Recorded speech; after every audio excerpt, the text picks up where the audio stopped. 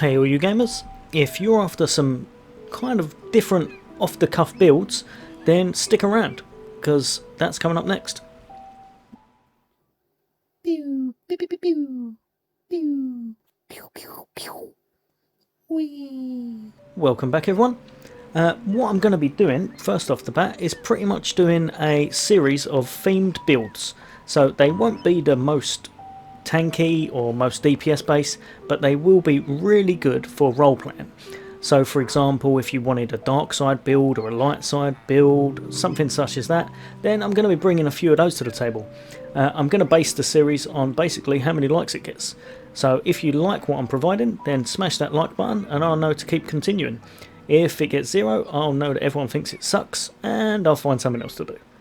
But without further ado, hopefully you enjoy these, and like I said, they're a little bit different, but I think they're really fun, and I'm trying to take it back to basics, because a lot of the reason why people play games such as this is because they want to have fun and they want to enjoy the character they're playing, and kind of imagine it as themselves, shall we say. So today we are bringing you the Spider Assassin. So the Spider Assassin, pretty much straight off the bat, is what you would think. It's versatile, it's fast, it's poisonous, it's pretty much everything you would think of when you're thinking of a spider as such. So let's jump into some gameplay and I'll show you what it's like. Here we are, guys and girls, and we're on Apocalypse. We're on Apocalypse 6, which for some reason I cannot say today for the life of me. And what I'm going to try and do is make each build as viable as possible. Some might be better than others, but hopefully you'll be able to run it on the hardest content. Some may take a little bit more skill than others. So as you can see there, even though he doesn't hit the hardest, I'm still wiping these ads really fast. Obviously this is the secret cow level, which the game's been out long enough now, so if you're playing this, hopefully I haven't ruined anything for you. But if you have a look there, I'm regenerating my health as I go. I can always jump back and use my harp crossbow. The reason I've used the harp crossbow, for some reason, it kind of reminds me of shooting out loads of webs.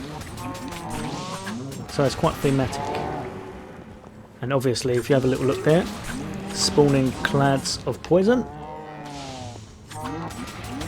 Because we are an assassin and we're a spider assassin. So a better thing to have. Like I said, sometimes if you get overwhelmed you might need to back out, but that's what the ghost rope's for. Get out of there.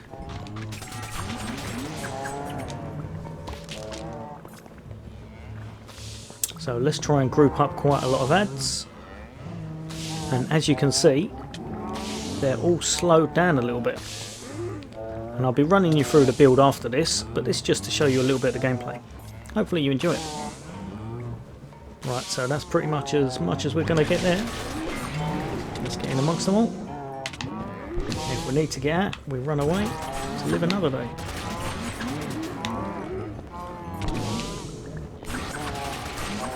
But you still do take them down quite well, to be fair. If you have a look at that.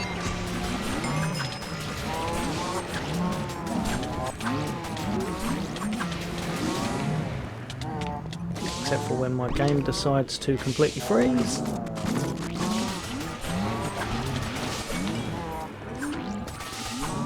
Like I said, you'll be using the ghost rope to go through things. You are not the tankiest build in the world, as you're meant to be an assassin. I've never seen a tanky assassin build. But you do survive. And it is very nice as a roleplay build.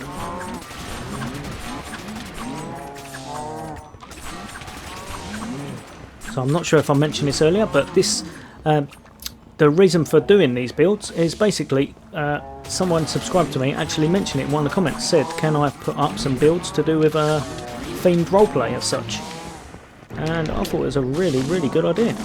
His name was Elder Maxon, hope I'm pronouncing that right, but yeah, it was a great idea, so I'm going to bring you some builds. And like I said, if you do enjoy them, even though they're a little bit different from the norm, hit that like button, smash it, and if you're not subscribed, subscribe and hit that bell notification so that you'll know when I'm uploading content.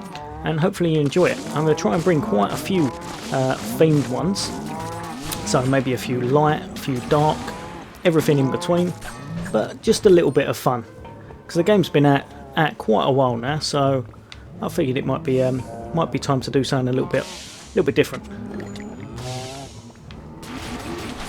Right, so what we're going to do now, as you can see, this handles ads, because these guys are quite tanky. It handles ads really well. So let's try it against the Mushroom Monstrosity. Before we do though, remember, this is not going to be the hardest hitting build in the game, so we're probably going to be hitting him for about 6 to 7 weeks. It won't be that long, but it won't win any DPS races, but it will be fun. Let's do it. Right, so here we are, and we're just about to take on the absolute beast of a health bar of the Mushroom Monstrosity. Let's see how we fare. Ooh, so as you can see, it's not actually going down too badly. Oh, but we are. Right, should have remembered about the hole.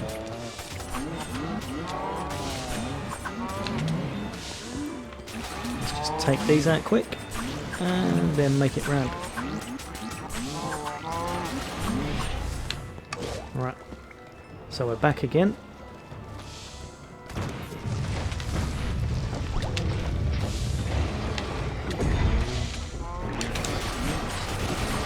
Let's get some damage in, shall we? Gonna have to kill some of these ads as well. Now, one of the best things about this build is its flexibility and its speed. So if you need to get round behind him, by all means, get round behind him. He does have an absolutely huge area effect, this fella. It tends to knock you off everywhere. But not doing too bad. Obviously, once that's up again, hit your gong, hit your mushroom, and that's when you deal the damage.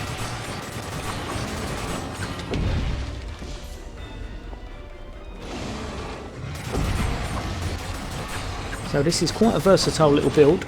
It is not the tankiest in the world, definitely not the tankiest in the world, but to be fair, considering this guy's health bar, I think we're doing pretty well.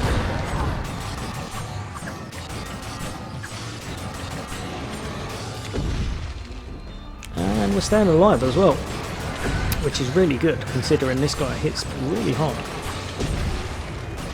So let's just stand up in front of him and hopefully we'll have enough output in a second. Let's go. Come on. So close.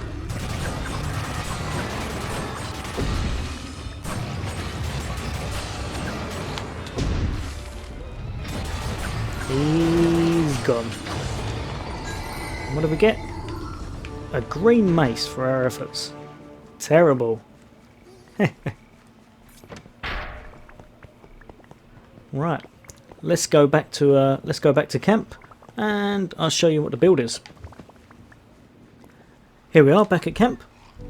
Right. So without further ado, the best item I could find for this build was the Nightmare's Bite. Pretty much to represent the fangs of a spider.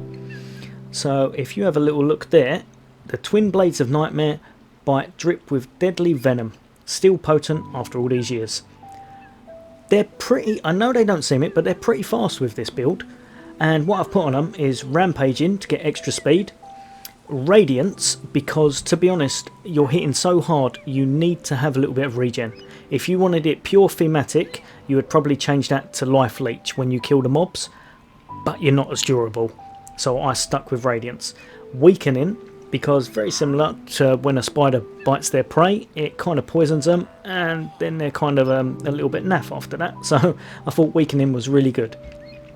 On the spider's armour, we've got Health Synergy, which is when we pop one of our artifacts, I won't say relics then, when we pop one of our artifacts we get a little bit of health regen back, so that's quite good. It's as if you've eaten something like a fly in your web or something.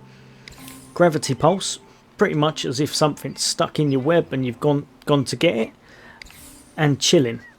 Chilling I thought was really good with this build, because it's as if everything around you is slowed down, as if they'd already been bit by your poison or they're in your web. These three are really good for this build. The harp crossbow, I put that on pretty much because I thought it looked a little bit like shooting at spiders' webs. Nothing more than that really. And then for artifacts, Gong of Weakening, because it's just amazing to use in groups of ads or obviously on a boss. The Deathcap Mushroom, because this, along with this, is really, really good. So Rampaging, plus your 25% melee attack speed on your spider armor, plus your Deathcap Mushroom, equals this. And obviously you go faster than that if you've already killed some ants. It's really, really fun. Really fun. And obviously you're spawning poison clads over and over again.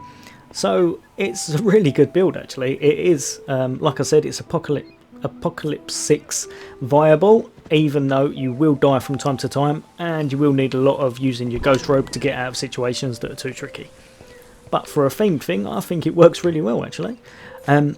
Yeah, so coming on to that, the last one is the Ghost Cloak. And that is basically because if you're anything like me, if you've seen a spider, whenever you try and catch it or get rid of it, it pretty much scurries off and you can never find it again. So I thought Ghost Cloak was quite apt. So that's the build I've got on at the moment. Hopefully you've enjoyed it. And like I said earlier, I will be bringing out quite a few thematic roleplay builds. So thanks Elder Maxon for the message, and I'll try and do it justice. And like I said earlier, if you do enjoy it, hit that like button so that I know it's going well, and the more likes it gets means that I will definitely bring out more content. If there's none, I know nobody likes it and they don't want any more. Right guys and girls, that's it for this episode. I hope you've enjoyed it. If you're not subscribed, hit that subscribe, hit that bell icon, and as always, I'll see you on the next day. Take care.